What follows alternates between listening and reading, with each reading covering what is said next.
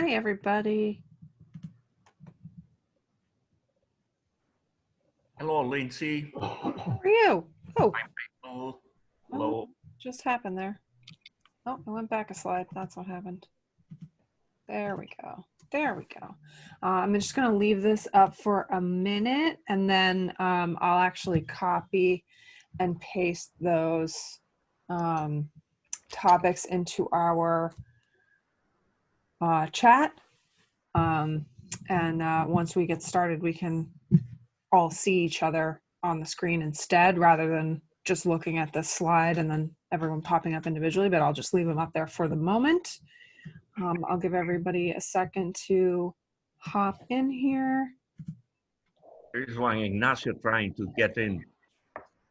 Yeah, he should be in here. So that we can balance South and North America. I know this is the full America's breakout, and then we'll have the next session will be the individual breakouts. Because I know the last time you and I had talked, Ramon, you had said we should do both. So this is thanks to you that we are doing both, getting everyone together, but also giving the two groups a chance to split themselves up as well. That's good. Very good. Yes. So that's thanks to you.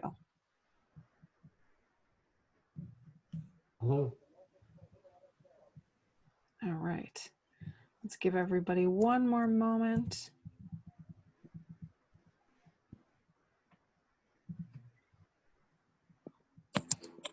And there's one topic I don't have on here, but I think you can all guess what that is, and we of course can talk about it if you'd like to. And that's the US election. We had an election? We did? You might have voted it. Oh, Stuart is here. Oh, he's our hot guest for this afternoon then. Mm-hmm. He was on our European breakout this morning, Okay. but he said he didn't think he'd be able to make it. All right, so If you're talking about me, I just got a little break and I did make it. yeah, that's great. Yeah, I said you were our hot guest because I didn't think you were going to make it, but and I said I don't have the election actually on the agenda, but obviously we can talk about it if people want to. I'm going to take this slide down and stick these agenda points into the chat. So I will do that so that everyone can see each other. What I want to do first to kick this off is to have everybody introduce themselves, because I think we have a lot of people who know each other, but also some people who don't know each other. So I think it'd be a great opportunity for everyone to say hello on who they are, what firm they're with, where they're located. I will start and then I'll open it up to the floor and you can sort of duke it out. I'm Lindsay Griffiths, the ILN's Executive Director. I'm here in South New Jersey in the United States, and feel free to jump in there, whoever would like to introduce themselves next. Okay, I'll do it so that we can go that way. You know it's not the same. No, It's not the same. Yeah. Every screen is different. Look, cutwise, okay? My name is Ramon Jimenez, and I started with the ILN, I guess, in the year 2000. Then I had to quit because I went for public offices in Ecuador, both as a state attorney general first, and then after that to the Supreme Court. And then I returned back to private practice. I am at present with Consorcio Legal, which is a legal consortium, which is formed by many different lawyers from different offices that work together in different cases so that we can cover as many services as we can in service of our clients here in Ecuador. And let's make a toast for the ILN. You're here. Thanks, Ramon. So I'm How we're- Sam Malo. I'm in Boston and with Davis Mall, and we've been a member of the ILN for a while, and I've had the pleasure of working with many of you, so good to see you. Howard Rubinoff from Folger Rubinoff in Toronto. We've been with the ILN for a long time, and I'm sitting outside in my outside office in Burlington, Ontario, which is just west of Toronto.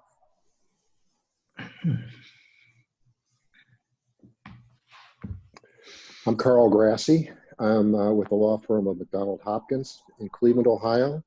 We've been ILN members since 1999. I'm Stuart Gerson. I'm sitting in the Sistine Chapel looking for divine guidance.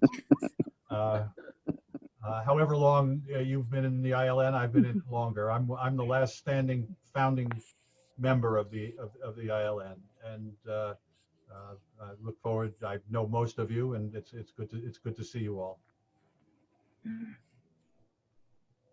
Hello, everybody. I am Antonello Corrado from Italy. I am an European illegal immigrant to the American meeting, and I just asked to have authorization to stay in. You're authorized, Antonello. Yeah, of course. Nice Hi, to see Melissa. you. Nice to see you.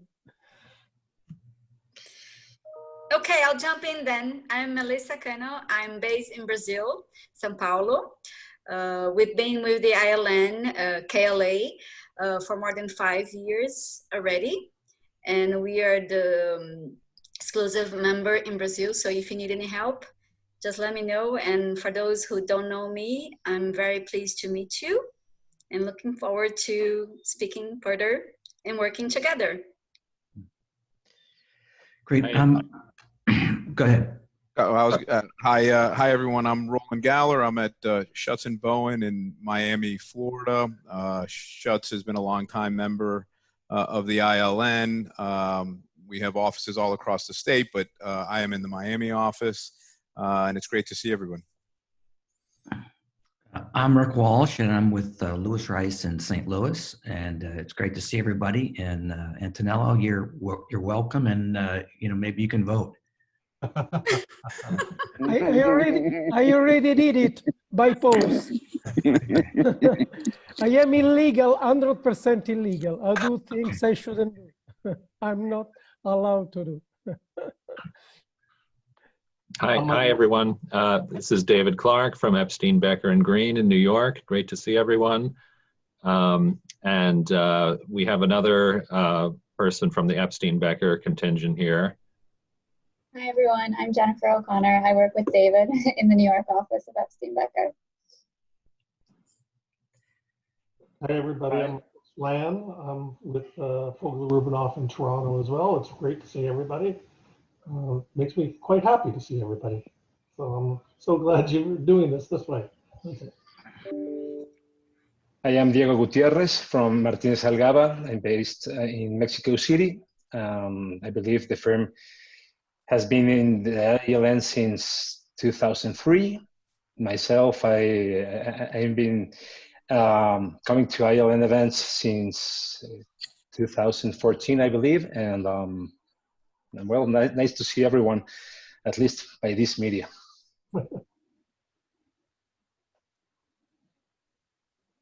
Hi, I'm Jim Maraff. I'm with the law firm of McDonald Hopkins in Chicago, and on with my partners Carl and Jeff Van Winkle.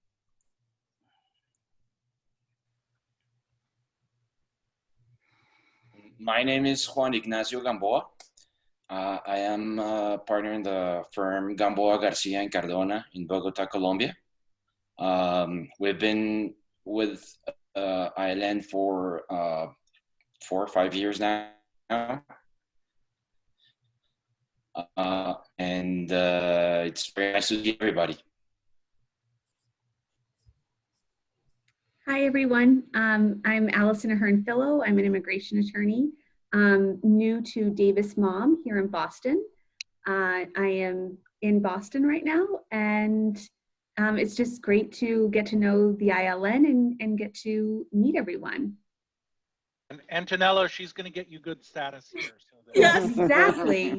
Exactly. You already He have has a very, client, Allison. Perfect. he has very high hourly rates. I'm not sure I can afford it. Well, great. Thanks, everybody. Art says that he is currently driving. He's with Howard and Howard. They're our member in Detroit and Michigan and also in Las Vegas. And Art is one of the founding partners of their Las Vegas office. And Jeff is, he says he's going to rejoin us shortly, but he is oh, there he is. So I'll let him introduce himself. Hi there. Sorry about that.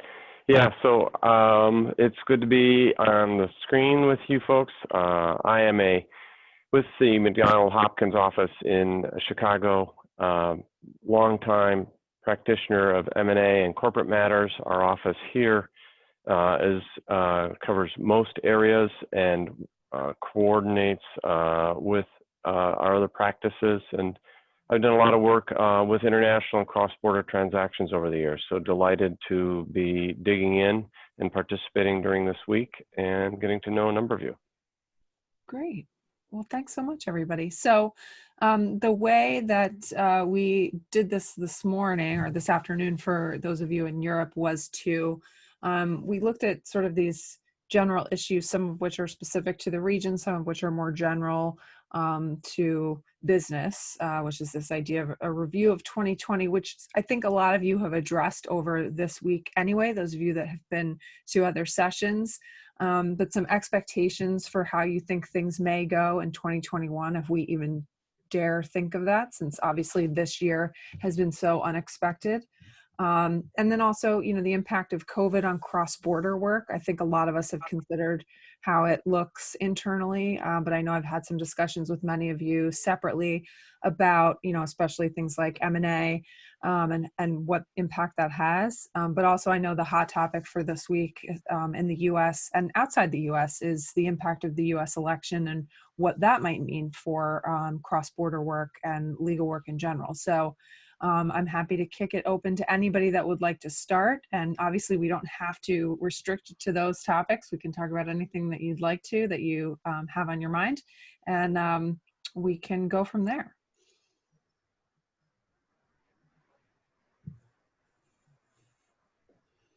And if no one volunteers, I will call on you. A teacher of mine used to say many years ago when we were in high school, if you don't volunteer, I will volunteer you. Mm-hmm. It's true. Yes. Ramon, do you want me to volunteer you? Do you have any thoughts? Oh, come on. You didn't learn how to hide behind the books. You show yourself, and now you are on the stage. Probably Antonello wants to speak first. No. Lindsay, I can start it off. All right, perfect, Sam. Okay. So, I mean, just in terms of review of 2020, I think from a business perspective, you know, we had a lot of big transactions at the beginning of the year. Today, we don't have a lot of big transactions, but we do have a lot of financings and operational matters and commercial matters going on. I would also say that as a law firm, it's actually been a pretty good year. Allison is one of our new laterals in this year, and we've had a couple others. There's a fair bit of movement of, you know, lawyers that I see out there, and I think that's benefiting us as a firm as we get some new people on and build some new capabilities, like the immigration we're building with her. Yeah. Would other jurisdictions say similar things to what Sam is seeing, that some of the transactions have gotten smaller but maybe more frequent, or would you have different thoughts on that? This is Carl. I would say generally, Sam's right, although we've seen a pickup in the last 60 days or so, 60 to 90 days on the M&A side. Early stages, kind of letter of intent stage, due diligence stage, some agreements signed, but I've noticed some pickup. And I think part of what we're seeing, there's one public company in particular that concluded they cut off negotiations with another party, not a client of ours, and right when COVID-19 hit. And there was actually a letter of intent signed. They have just decided to re-engage, and it was at their board level that they concluded that we don't know how long this is going to go on. We can't simply grow organically. So we're going to go back and look at some of those strategics and re-engage. And in fact, the price is exactly the same price it was pre-COVID. Now, this is kind of a business that wasn't dramatically hit as a result of COVID, but it kind of tells you, I do expect next year we'll start seeing more kind of pickup in M&A activity, but it has been up till now very light. Yeah. Michael, what are you seeing in Toronto? We're seeing the same. I think I mentioned yesterday that corporate transactions, M&A transactions, got slowed down. If the banks weren't on side, if it hadn't been through credit, the banks, and I think I'm seeing a little contraction in terms of the limits on loans and returns that the banks will lend against.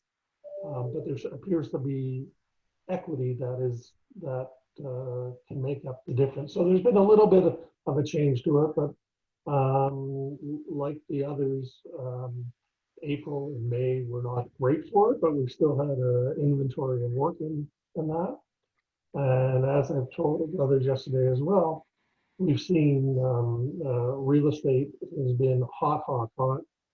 And in our jurisdiction, mining has been hot, which is a real difference from what it had been in past years. Yeah. I mean, and I've heard some mixed comments on real estate. So I know, Roland, that's your area of expertise. What's that been like in Florida for you? You're muted. Roland, you're muted. Sorry about that. Yeah, it's been interesting. In Florida, the real estate market, residential has been very hot all throughout. COVID. We don't do a lot of residential. We mostly do commercial, but we do some, especially higher end residential, and it's been amazing. I mean, that market just surprisingly how incredibly hot it's been. But on the commercial side, definitely the first couple of months of the pandemic, I had a number of large transactions that just went on hold.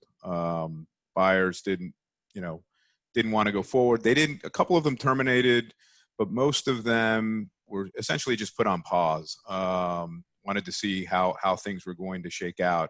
And in the last, about 60 days or so, a couple of those deals, one very large, the sale of industrial properties throughout Miami, came back to life, and the contract's been reinstated. A slight price reduction, but not anything significant, but seems to be going forward once again. So I think similar to what Carl said regarding corporate and M&A transactions, it seems like the commercial side is now, after a short pause, coming back to life. Roland, yeah. I've got a question. Like, when this first happened, I heard a lot of people saying that the residential market in Florida may be different because people may not be as comfortable on high rises as a result of the pandemic, and that there was a big movement to single family on the residential side. Are you seeing that at all? And that's a good point, and that's true. Again, at the beginning of the pandemic, single-family homes were in question, were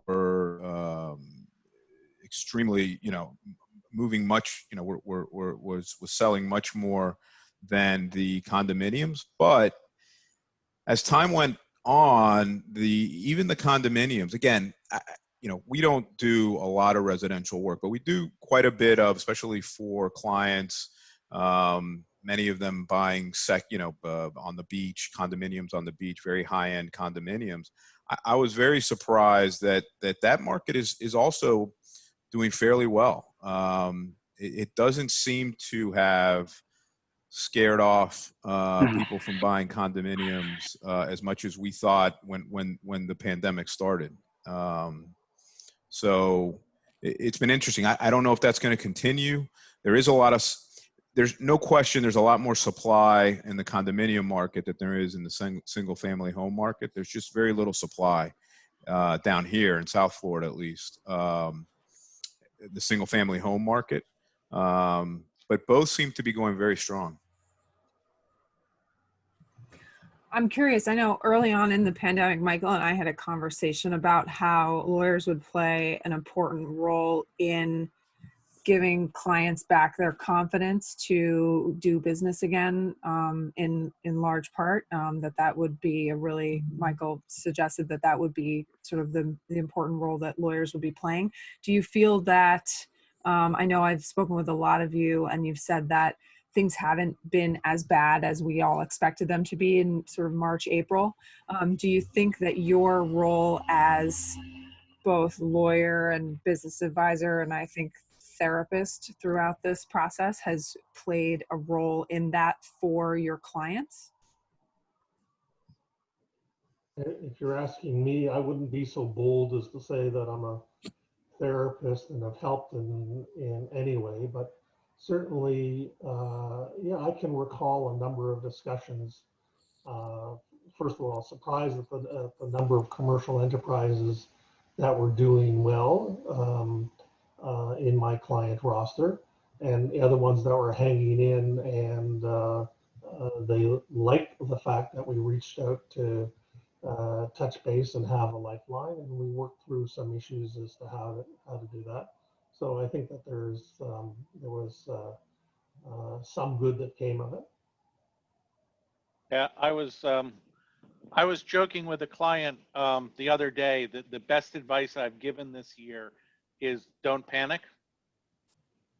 And you know, we do a lot of very sophisticated transactions, but fundamentally not panicking was the best advice of the year. Yeah, the first couple of months, you know, March, April, May, I have a number of clients that are owners of office buildings as landlords. And, you know, that was the advice we gave, is don't panic, because they were getting letters, you know, almost on a daily basis from tenants saying, hey, we're not gonna be able to pay rent. We're not gonna be able to pay rent.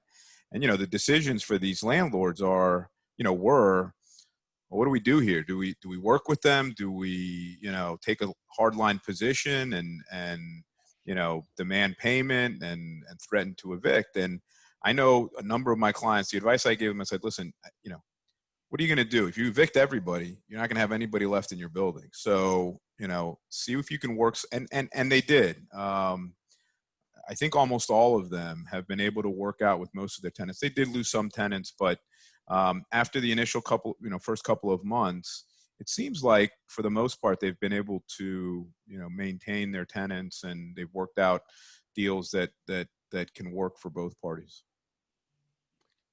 Our strategy in order to solicit clients or potential clients to act and to invest and to keep on doing business has been to launch seminars dedicated to the explanation of all the possible sources Italian public and semi-public entities provide for supporting investment in cross-border businesses, what we call internationalization.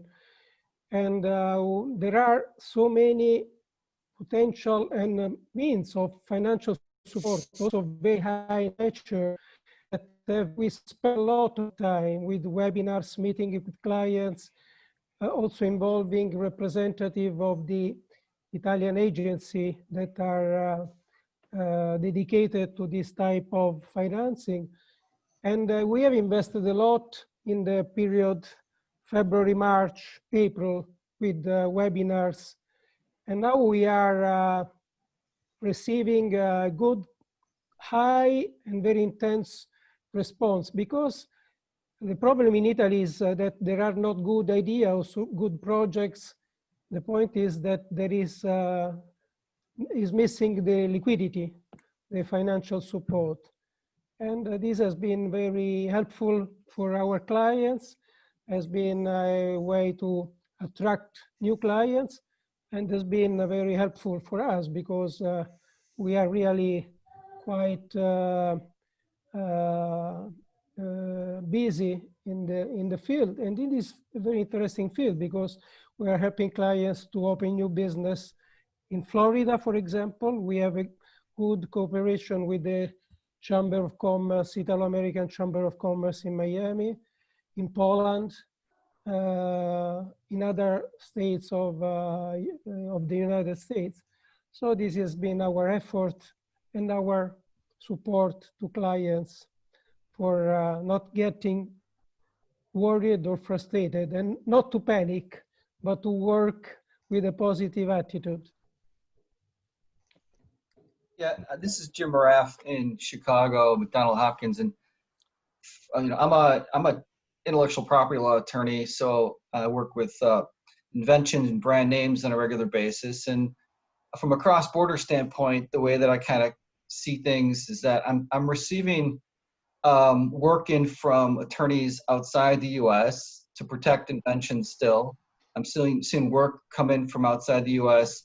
to protect brand names of companies that want to expand into the U.S.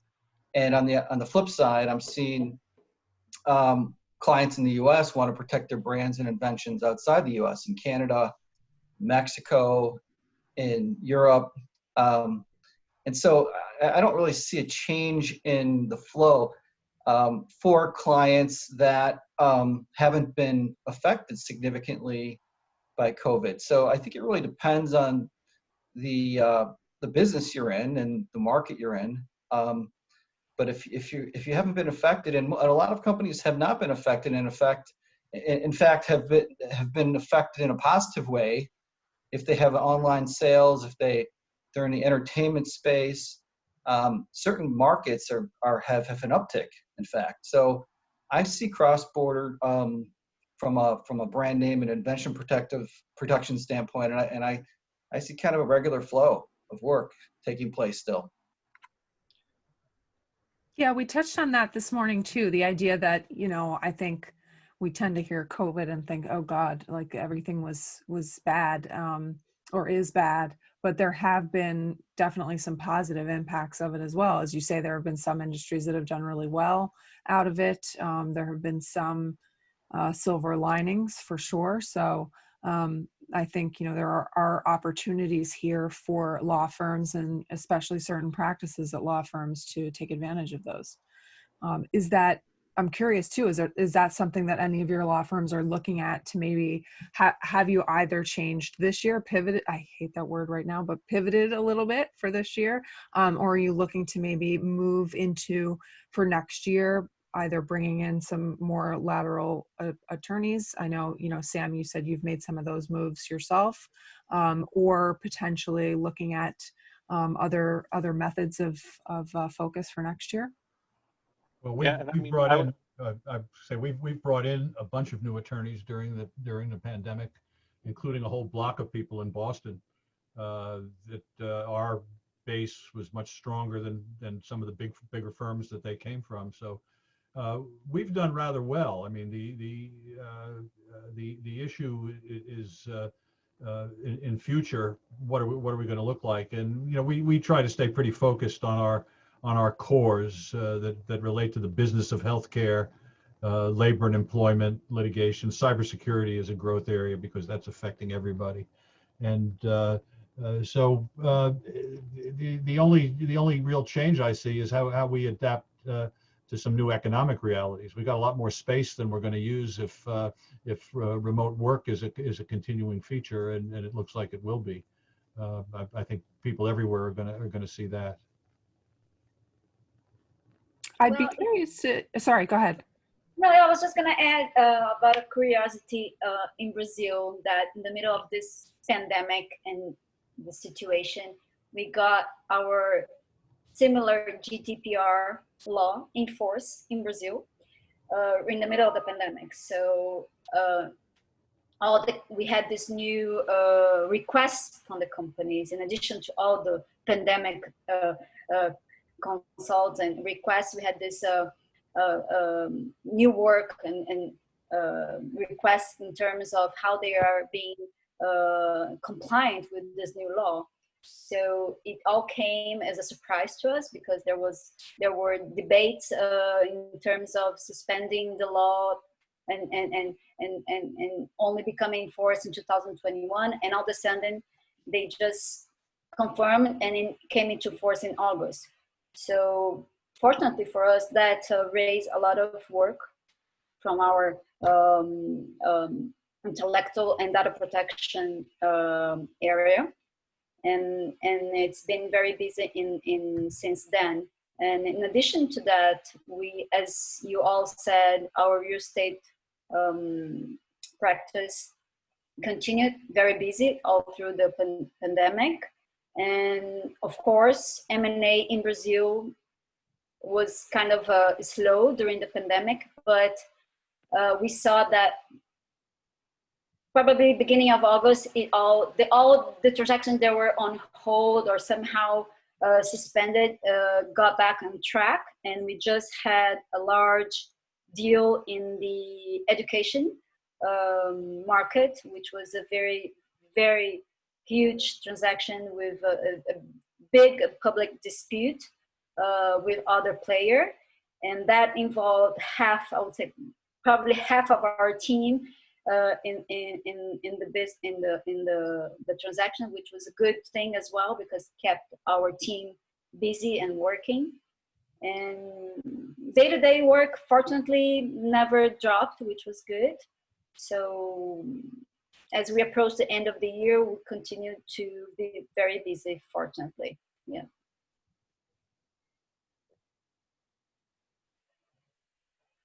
I want to talk about like a good news, bad news sort of thing, not like a sort of reality.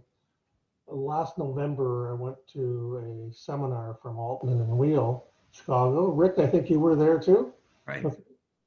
And one of the topics that they brought up pre-pandemic was about the value of ensuring that your firm is very, I would say, aggressively dealing with your underperformers.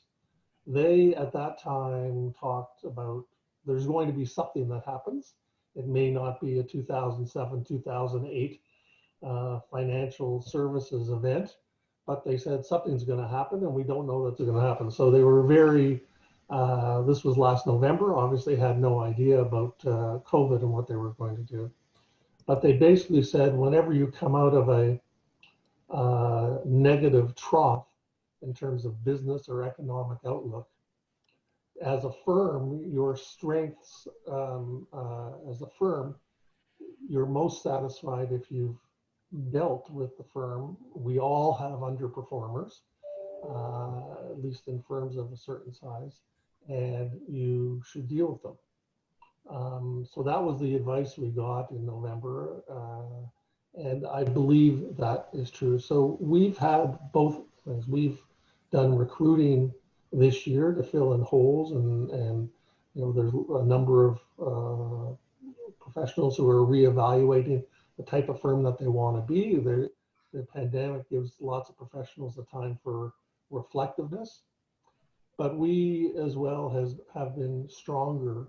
And I have, as the managing partner of our firm, I've taken that advice into heart to make sure that we deal as well with our underperformers and make sure that everybody is really rowing our canoe or paddling our canoe in the same direction for 2021 and onwards. We believe it'll give us a stronger firm. Do you think a pandemic makes that, and not just a pandemic, but any sort of force that acts on economics of a firm makes that easier because it allows for the firm's leadership to use that as a way to address those underperformers rather than to say straight up, you know, we don't think you're performing at the level you should be? It's not as much the economics I've found, it's the culture. You know, if you're defining a certain culture for a firm, you want everybody to be on point with that culture. Economics, you know, economics is the way we always used to deal with it. I can pay somebody more or less based upon economics. So it's never been a problem to have some people who aren't performing at the same level economically in our firm, because we just adjust what their compensation. But to ensure that they've drunk the Kool-Aid on our corporate culture and what we want, that creates more problems if they haven't done that. Yeah, I could echo Michael's comments. I think he's absolutely right. We, along with a lot of the firms on this call, have done much better in this downturn than you could have expected, or that it really hasn't turned out to be a downturn. I think for most firms, it has not. But I don't think we should kid ourselves that that's going to necessarily continue on if in the future, if the pandemic keeps up the next year and a half, et cetera, and our clients are more stressed in terms of their businesses. And I think Michael makes a good point about dealing with issues and problems now. And I think Lindsay makes a good point that when you have a crisis, it's an inflection point, because you can ignore people underperforming for a long time or other issues at a firm. But when you have an inflection point like a pandemic or a downturn in the economy, it forces you to address those issues. And it really is a good idea to address those issues sooner rather than later. Nancy. Yes. Okay, we found here in Ecuador that the pandemic has been a great opportunity for us to strengthen the ties with other firms, I mean local firms. We are doing that more than we used to do it. We have strategic alliances with many Ecuadorian firms, not only from other cities, but also from our city of Guayaquil, where there is the biggest economical movement of Ecuador. Mm-hmm. So what we've done is strengthen those alliances, work with more firms and with more individual lawyers who have the expertise in the field, the different expertises, and not only the expertises, but also the contacts in the good meaning of the word, the necessary contacts in the public field to work for our clients. And that's what we're doing. In the corporate field, we have found that things are easier now because everything is done virtually. Everything is done online. For instance, the superintendents of companies of Ecuador is a very, very fast institution that works with all technological means, and we can incorporate the company in 2-3 days. Now we also have, as they have in Colombia, I think Juan Ignacio, and probably in Mexico also, and somewhere else, the so-called SAS, SAS, which are the Sociedades por Acciones Simplificadas, the simplified stock companies. The simplified stock companies can be incorporated in 1 day, in 2 days, with no capital, as long as it's legal. Let's put it that way. And we have had also the experience of having easier and better audiences or courthouses, Mm-hmm. courtrooms, both in the judicial and extrajudicial matters, like administrative in the corporate field And we have done or finished or started national and international arbitrations, one with Chile, right here from our houses. So there are many, many opportunities, I think, in the pandemic days. There have been a lot of mergers and acquisitions, and that means more work for us. There are some liquidations also, and some of those companies need our assistance and the assistance of our group, which also comprehends people who work in accounting matters. So we have a group of people who work with us, not only lawyers, but also accountants and people who work in financial matters for the companies. So I think there are many, many opportunities. Real estate has gone a little down. It is a little low, especially because there is much supply and not too much demand. Prices have gone down. The state leasing contracts are also having problems because people are owning money of their leasings, but the government, which is a rather open, socially speaking government, passed the law to exonerate the tenants from paying or from being thrown out of their houses if they didn't pay the last 3 months, Right. as the law is usually. So there have been many, many good opportunities, and I think this may continue. If it continues like this, we have to adapt. That's what we have to do. There are advantages, many advantages. Last week, I attended the ICC conference, the annual conference in Costa Rica. They sent me the invitation. It cost only $150 for the whole package. I didn't pay air tickets to Costa Rica as I used to do, or to Panama, or to anywhere else.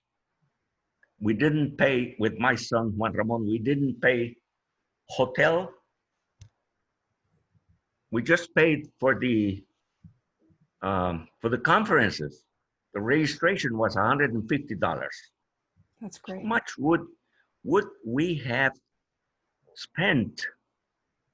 Would the law firm have spent if we had gone to Costa Rica? Right. Right. So, and we had all the conversations you can imagine. We asked so many questions. We got so many conferences from people of Europe, Ecuador, Costa Rica, Panama, etc. Yeah. Wonderful. Yeah. There's certainly a silver lining. Wonderful. Yeah. Juan Ignacio, what would you say is your perspective from Colombia? Well, at the beginning of the pandemic, of course, we were concerned, as everybody was, and you know, there's a lot of uncertainty of what is going to come and what's going to happen. And actually, at the beginning, business was a little slow, especially March, April. But we have seen it pick up again since maybe mid-August. Definitely, you know, to levels that we had before the pandemic, and in very good years. This last 2 months, 3 months. So we're now a little relieved to see that, commercial matters, M&A, of course, litigation and arbitration are picking up, and we're doing a lot of work in those areas. At the beginning of the pandemic, we saw a lot of questions in labor law, and people asking if they could lay off people, and this type of questions.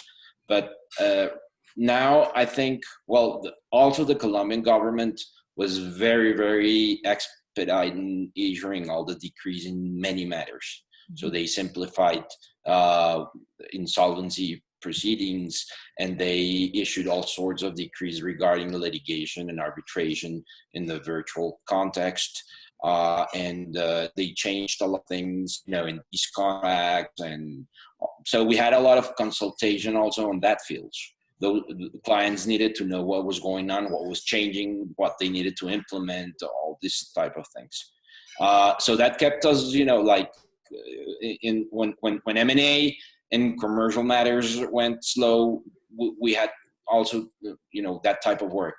And now it's picking up. I think people now see that, life goes on, and they need to adapt as well in their businesses. And so they're, the businesses are coming again.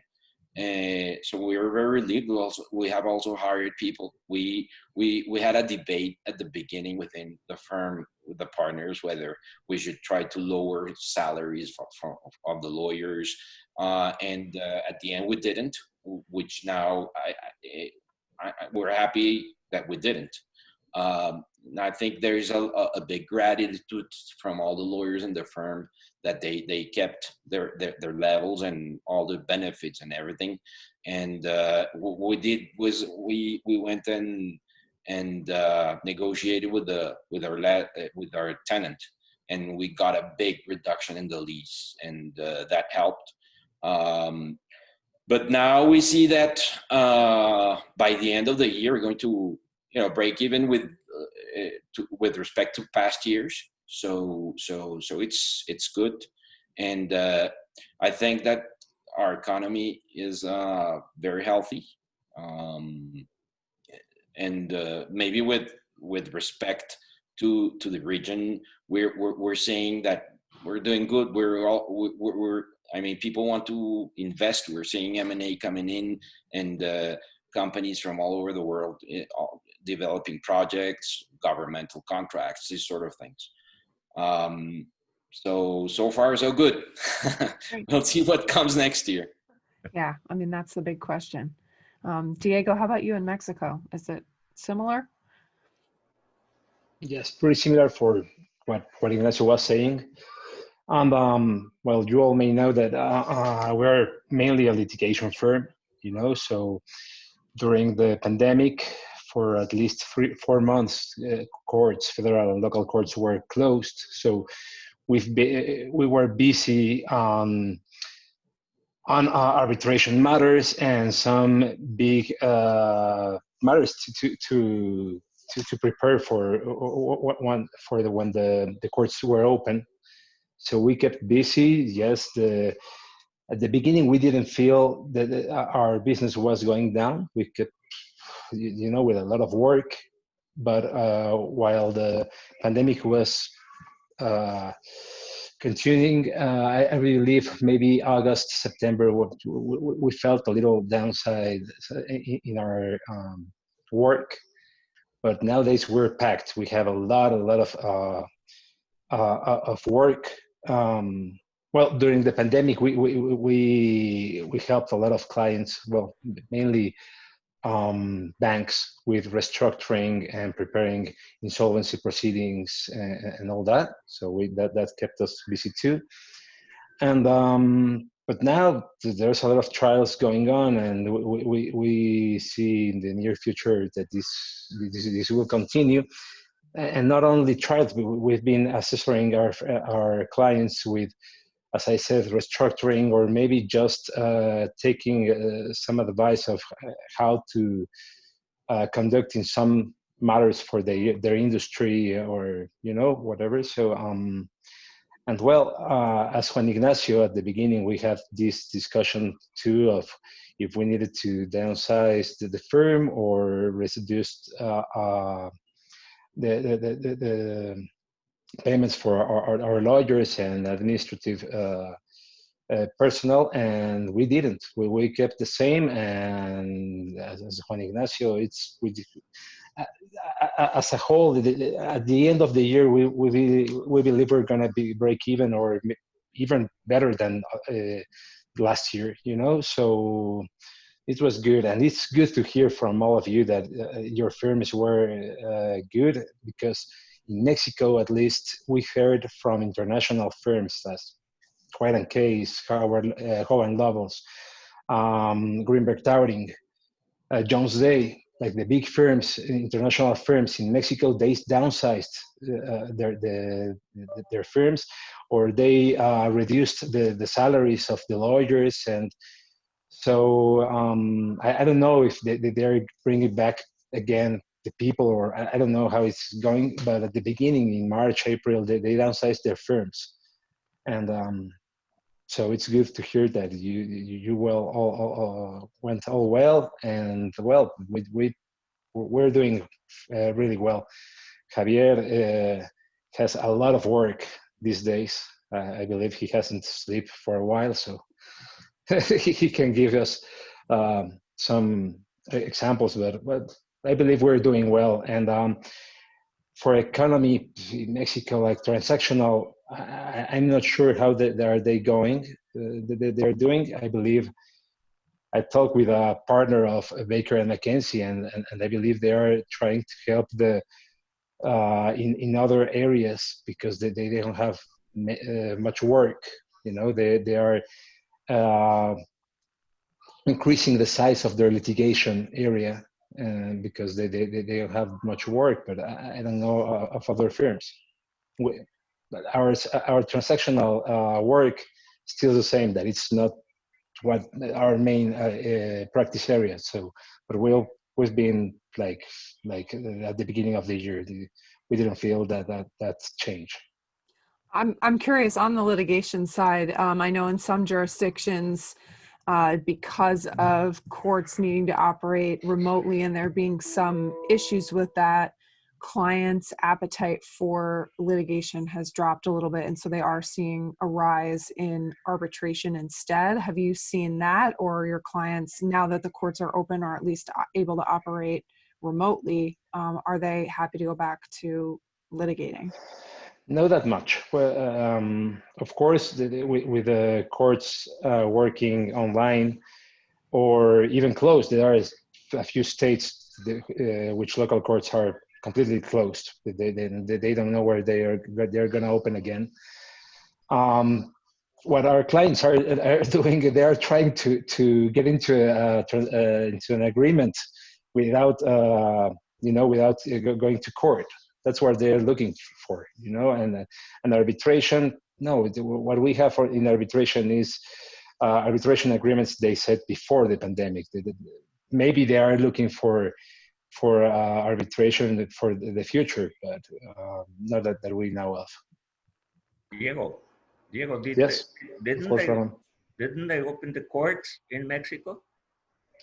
No, most of the courts are open. Federal courts are open. Local courts in 28 of 32 states are open, but there are 4 states, Tabasco, Javier, maybe you can help me here, but it's Tabasco, Chihuahua, Coahuila, and there's Guerrero, but Guerrero is already open. They opened this week. Yeah. Okay. Yeah. But well, in Mexico, we are working in this pandemic. The government set a kind of traffic signal, with 4 colors. Okay. So when each jurisdictions have a lot of cases, new cases, they are raising the infections or whatever, they take this signal to red, and they have to stop, at the beginning of the pandemic. This is what happened in these 3 states. Okay. And then with orange color, you're allowed to do something, and then yellow, and there are only 2 states with green, I believe. So, okay. Well, is how it's working here. All right. Okay. So we have about 5 minutes left before we go to the next session, which is the America's Regional Breakouts. So does anybody have any closing thoughts or questions that they'd like to address? I know there's a couple of you we haven't heard from, and that would be great if you have anything you'd like to add. Not, can we get the election update from Stuart? Yeah. Politico has Biden at 264 right now. So there are 5 states in play. Trump has to win them all in order to get up to the 270 electoral vote mark. Nevada looks like it's leveled off, and Biden can win it. Georgia continues, the margin continues to shrink. So it's likely that Biden will be the next president. It's not decided yet. It won't be decided until tomorrow, if then, because there's some court challenges. But that's the way it's going right now. Stuart. Yes. Will the topic go to the Supreme Court? I hope not. I have an editorial in USA Today urging the Supreme Court to keep its hands off the election, but I only can have an opinion. I don't control it. Okay. So, Okay. We don't control courts anymore. No, that's not okay. All right. Well, thank you everyone for joining us and for your contributions. I really appreciate it. It's been wonderful. And we look forward to seeing you for the rest of today and the rest of the conference. And thank you again. Yeah. Thank you. It was nice. Bye. It was nice to see you all. Thank you, everybody. Bye-bye. Ci vediamo, Antonello. Ciao caro, a presto. Presto. A presto. Arrivederci. Arrivederci.